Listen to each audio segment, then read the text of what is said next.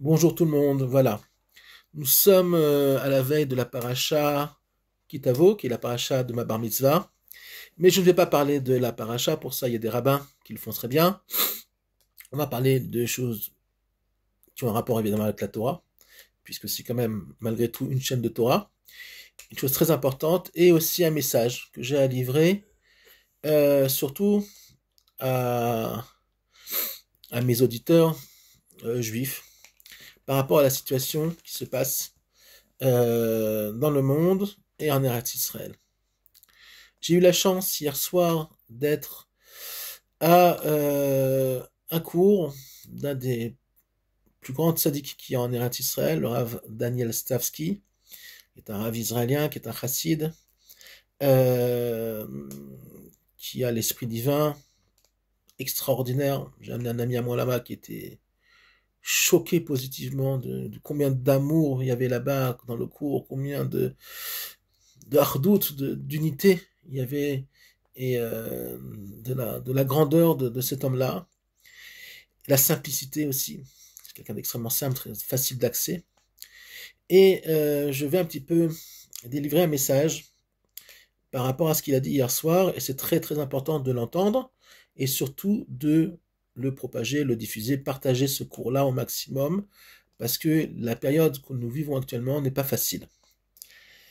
Il faut savoir que dans l'histoire de l'humanité, l'histoire juive particulièrement, l'histoire biblique, on s'aperçoit qu'à chaque fois que la lumière arrive, qu'une grande lumière arrive dans ce monde-là, que ce soit un événement, ou que ce soit par le biais d'un être humain particulier, Abraham, Yaakov, Moshe, David, peu importe, il y a toujours forcément, pour le moment en tout cas, une force, des forces d'obscurité qui s'y opposent.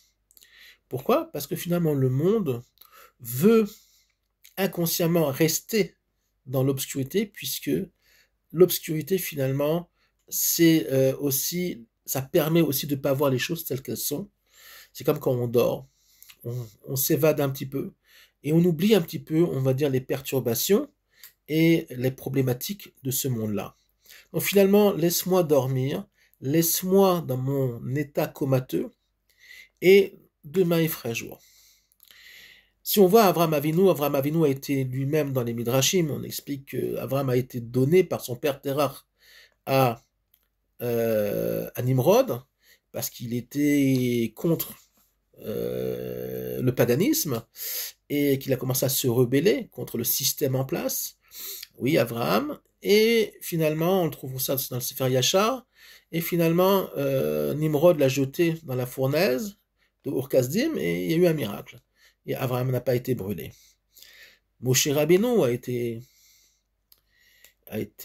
la victime d'une collaboration entre Datam et Aviram qui l'ont mouchardé aux autorités égyptiennes. Il a dû s'enfuir. Yaakov Avinu a été poursuivi par son frère Esav, qui voulait le tuer. Il a été poursuivi par son beau-père, Lavan, okay, qui lui a menti, qui l'a roulé, qui était toujours avec dans des messages positifs d'amour de soi-disant d'honnêteté, alors que c'était une ordure, Lavan. Donc il a dû fuir. Yaakov à un moment donné a compris que avec Lavan on pouvait rien faire, il a dû fuir. D'ailleurs la maison blanche, d'accord, Lavan veut dire blanc en hébreu. Euh, et puis toute l'histoire d'Israël, finalement, c'est la même chose, que ce soit au niveau individuel ou au niveau collectif. À chaque fois qu'une grande lumière doit apparaître, une grande obscurité aussi s'y oppose. La preuve, la Shoah. La Shoah, c'est évidemment une très grande obscurité, mais la Shoah, au niveau chronologique, s'est mis en place parce que déjà, dans les énergies de la rédemption finale, le peuple juif était déjà en route et en retour sur la terre d'Israël. Alors oui, il n'y avait pas encore la recréation de l'État d'Israël, mais il y avait déjà beaucoup de juifs qui étaient arrivés en Israël, qui s'étaient installés en paix plus ou moins. Il y avait déjà des actes terroristes, il y a eu même des pogroms à Hebron dans les années 30, mais on va dire que les forces du mal de façon générale, avaient compris que elles étaient un très grand danger, tout simplement pourquoi? Parce que finalement, les énergies du retour étaient en route. Et finalement, il y a eu ce qu'on appelle la Shoah, et comme ça, pendant toute l'histoire. Actuellement, ce que nous vivons actuellement, c'est très bien. Alors je sais que c'est difficile, je sais que on va dire, il faut avoir les nerfs, comme on dit, il faut avoir beaucoup de foi, et euh, ça a l'air d'être très obscur, ce que nous vivons actuellement. Effectivement, il y a une très grande obscurité, puisqu'une grande partie de l'humanité ne veut pas du retour d'Israël sur sa terre. Je donne un exemple, par exemple, l'opération qu'il y a eu au Qatar ces 2 derniers jours. La vraie question se pose, c'est pas est-ce qu'Israël a enfreint le couloir aérien de pays étrangers pour aller bombarder le Qatar. Pourquoi les hommes, les nations ne se posent pas la question pourquoi finalement, ce qui ne s'est pas posé comme question quand les Américains ont tué Ben Laden, quand ils sont allés au Pakistan pour le tuer, ça a gêné personne, au contraire, tout le monde a applaudi. Pourquoi quand nous on le fait, c'est pas bien? Pourquoi le Qatar, la vraie question qui se pose, c'est pourquoi le Qatar se permet de protéger des assassins? Pourquoi le Qatar se permet, en toute impunité, de financer le terrorisme international qui est en train de miner l'Europe? Ils auraient acheté la moitié de Paris. Les plus grands hôtels des Champs-Élysées, certaines industries, c'est dans les mains de musulmans. Réveillez-vous. En tout cas, les chrétiens qui me regardent, réveillez-vous. Votre France n'est plus à vous. Les points d'ancrage les plus importants de l'économie française sont en train de passer dans des mains de gens qui veulent votre perte. Ok? Et malheureusement, par la manipulation, la naïveté des gens, ils croient que leur ennemi, c'est Israël. Alors que leur ennemi, il est en leur sein, en bas de chez eux. D'accord? Non. La haine d'Israël est tellement grande et tellement aveuglante, parce qu'elle est ancrée dans la culture chrétienne, d'accord? Alors il y a des chrétiens plus illuminés, qui comprennent mieux, qui commencent à comprendre, à voir que finalement, waouh, finalement c'est pas Israël l'ennemi, mais c'est autre chose, ok? Mais finalement, on est encore très loin. Et ben l'obscurité qu'il y a actuellement est un message extrêmement positif pour le Ham Israël. D'ailleurs, dans le Talmud, il est marqué que quand un rave n'a pas d'opposant, quand un rave est, on va dire, est dans le mainstream, d'accord, c'est que c'est pas un bon rave. Dès que des gens se lèvent contre lui, alors ça veut dire qu'il a quelque chose d'intéressant à dire. Par exemple, Rabbi Nachman de Breslev, le Baal Shem Tov, l'Admour Azaken, le fondateur de la Chassidut Chabad, ont été mis pratiquement en chérem, ont été pratiquement mis, Rabbi Nachman, je crois que ça a été fait, a été mis de côté. Le Ramchal, le grand Ramchal, pareil, on a brûlé ses livres. Le Rambam, on a brûlé ses livres. Rambam, vous savez qui c'est le Rambam? On dit de Moshe Rabbeinu au Rambam, il n'y a personne pratiquement, pourtant il y a Rabbi Akiva, il y a Rabbi Shimon Bar Yochai. Le Rambam, ok? Maïmonide, Rabbi Nachman défendait l'Admour Azaken et l'Admour Azaken défendait Rabbi Nachman. Ils se soutenaient l'un l'autre face à la furie des autres chassidim qui étaient contre ces deux grandes lumières-là. Et d'ailleurs, l'Admour Azaken, quand il est sorti de prison, parce qu'il a été mis en prison par les autorités locales, la première personne qui est allée les voir en sortant de prison, c'est Rabbi Nachman de Breslev. D'accord? Donc finalement, on voit que il y a un combat entre l'obscurité et la lumière, et que ce combat il est difficile. Mais ce combat-là veut dire quoi? Que ça bouge. Ça veut dire que finalement, on doit s'inquiéter quand rien ne se passe. Quand rien ne se passe, ça veut dire que finalement, les choses n'avancent pas. En tout cas, elles avancent très doucement. Là, actuellement, on voit que finalement, effectivement, il y a de grands dangers.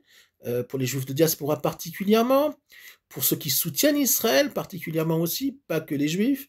Et finalement, on voit que finalement, il y a des grands dangers, il y a des agressions. En Israël, nous sommes en guerre, d'accord? On a transformé des assassins, ok? Les assassins du Hamas, on les a transformés en victimes, puisque on s'est défendu et on a bien l'intention de les expulser de la Terre Sainte, puisque ce sont des monstres qui sont originaires d'Égypte, d'accord? Il faut savoir que le nom le plus commun à Gaza, c'est Al-Matsri. Al-Matsri, ça veut dire l'Égyptien. Donc, la population de Gaza n'a rien de palestinienne, puisque même le mot palestinien n'a rien à voir avec la terre d'Israël, d'accord?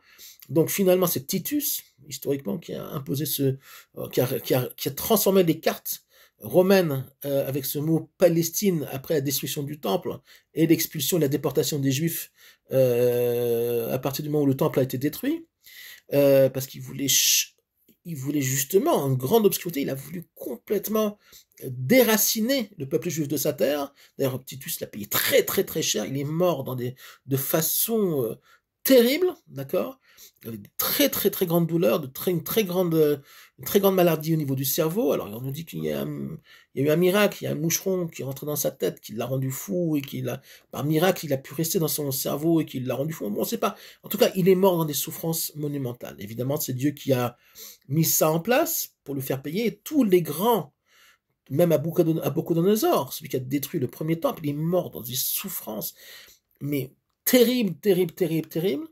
Ok? On dit qu'il a été violé par des animaux mâles, des animaux sauvages qu'il y avait à l'époque, parce qu'il était fou, il allait tout nu, il courait tout nu dans les forêts, et les animaux mâles qui le voyaient le prenaient pour sa femelle. Et en fait, pourquoi Mida, Kenegad Mida, non seulement il avait déjà détruit le temple, mais en plus, à chaque fois qu'il menait une conquête sur un pays, il attrapait le roi, il l'enfermait, écoutez bien, c'est horrible, il l'enfermait dans une pièce, et lui-même venait violer ce roi-là pour l'humilier tous les jours, de façon homosexuelle évidemment. C'est-à-dire qu'Nabuchodonosor venait violer les rois qu'il avait mis en prison, juste pour les humilier. Donc il a été lui-même, d'après la tradition, lui-même violé après par des bêtes sauvages jusqu'à ce qu'il en meure.